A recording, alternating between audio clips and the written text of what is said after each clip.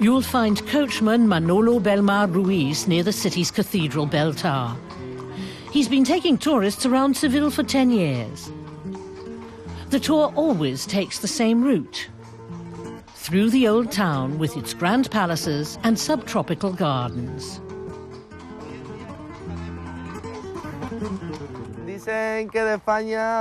People say we're the calmest of all Spaniards. We get up later and have a more relaxed approach. Life in Madrid or Barcelona is much more stressful. And thanks to the plentiful sunshine, we spend lots of time outdoors.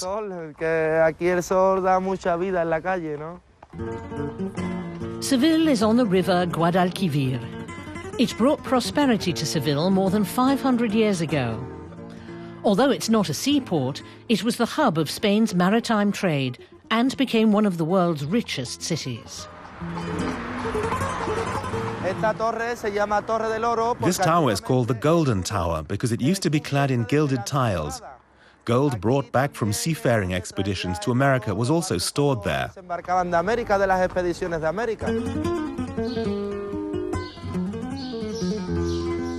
The city's centre of power used to be the Alcazar. The Royal Moorish Palace is the most important of its kind in Spain. It dates back to the 14th century. The dome of the throne room is adorned with gilded cedar wood. The Alcazar is the top tourist attraction in Seville and a UNESCO World Heritage Site.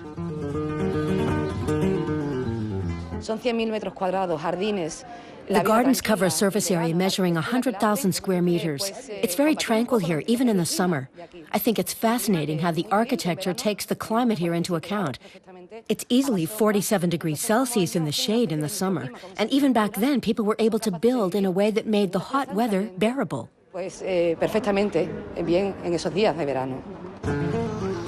Just a short distance away is the largest Gothic cathedral in the world. It too is on the UNESCO World Heritage List.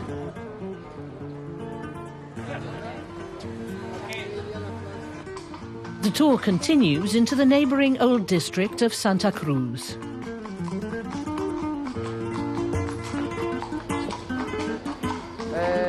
Now we're entering the oldest part of the city. It's a maze of alleyways. It's a bit difficult for the horse.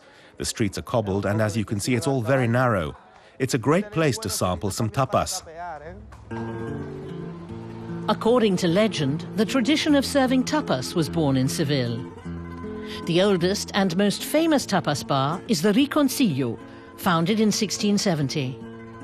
The people of Seville love meeting up for tapas, if possible, several times a day. There are 60 to 70 different types of tapas to choose from. The oldest one, which has been on the menu here for centuries, is spinach with chickpeas.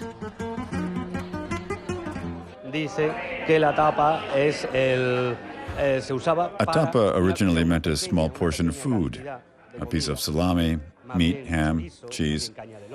It would be used to cover a glass containing a drink as a temporary lid.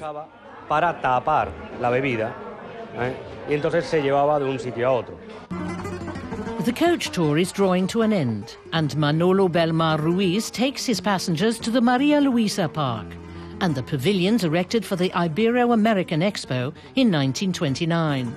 Today, the area is home to museums and university buildings. On the right, you can see the former tobacco factory.